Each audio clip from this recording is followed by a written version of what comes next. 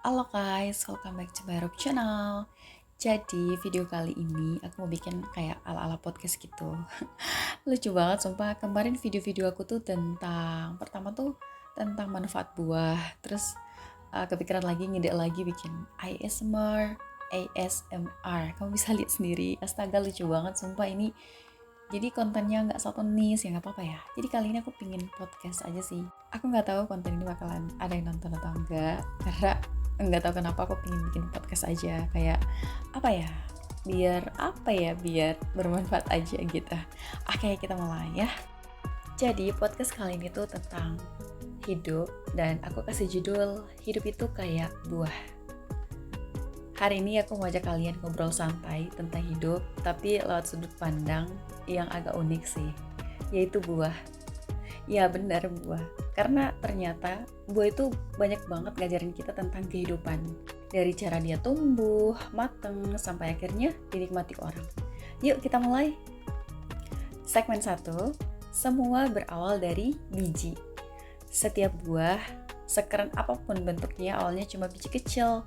Kadang kita suka minder lihat orang lain yang udah jadi punya rumah, karir, atau keluarga yang bahagia. Padahal kita sendiri baru mulai, ya kan? Tapi kayak biji, kita juga butuh waktu untuk menembus tanah. Dapat sinar matahari, air hujan, dan pupuk supaya bisa tumbuh. Di fase ini, banyak orang gak lihat kita. Gak ada yang tepuk tangan buat perjuangan kita di bawah tanah. Tapi justru itu fondasi. Kalau akar kita kuat, kita gak gampang tumbang. Next, segmen 2, tumbuh dan menghadapi musim. Setiap pohon punya musim. Ada musim hujan, musim kemarau, kadang cuacanya pas, kadang ekstrim. Sama kayak hidup kita. Ada masa-masa lancar, ada masa-masa berat.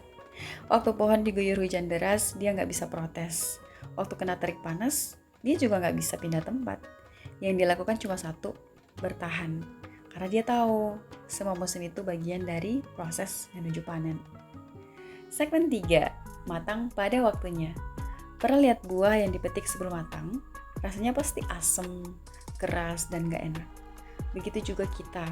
Kalau kita memaksakan diri untuk matang sebelum waktunya, misalnya, pengen sukses instan tanpa belajar atau kerja keras, hasilnya sering gak bertahan lama.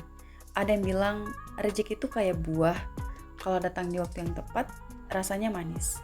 Tapi, kalau datang terlalu cepat, kita belum siap menikmatinya. Segmen 4, manfaat untuk orang lain. Buah yang matang gak cuma untuk dirinya sendiri. Dia memberi manfaat untuk orang lain, memberi rasa manis, memberi vitamin, bahkan bijinya bisa tumbuh jadi pohon baru. Kita pun sama.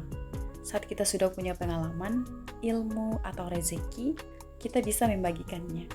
Dan uniknya, buah gak pernah milih siapa yang boleh menikmatinya. Dia manis untuk semua orang yang datang.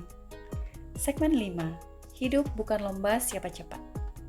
Kadang kita iri lihat pohon lain yang berbuah duluan. Padahal mungkin jenisnya beda. Mangga gak akan pernah bisa berbuah secepat stroberi. Dan stroberi gak akan tumbuh setinggi mangga. Artinya, kita punya jalannya masing-masing. Gak perlu banding-bandingin hidup kita dengan orang lain. Closing.